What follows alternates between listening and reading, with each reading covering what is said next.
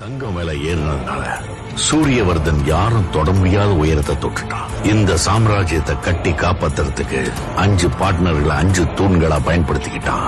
Bhargav, Rajendra Desai, Andrews. சூரியவர்தனுக்கு இருந்த பெரிய பலம் அவன் தம்பி அதீரா. அவனோட சாமர்த்தியத்துல கட்டின இந்த கோட்டையில சூரியவர்தனோட மகன் கருடனோட பங்கு இருந்தது. இவங்க 2 பேர் இருந்ததால KGF யாராலும் நெருங்க கூட முடியல. அங்க ஏற்கனவே ஒருத்தன் தன்னோட கால் தரத்தை பதிச்சுட்டான்னு அவங்க யாருக்குமே தெரியல.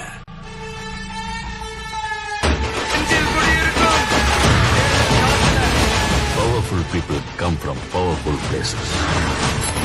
ஆண்ட்ரூஸ் எப்போ பாம்பே ராக்கிக்கு அந்த சமுத்திரம் கூட சின்ன குளம் மாதிரி ஆயிடுச்சு.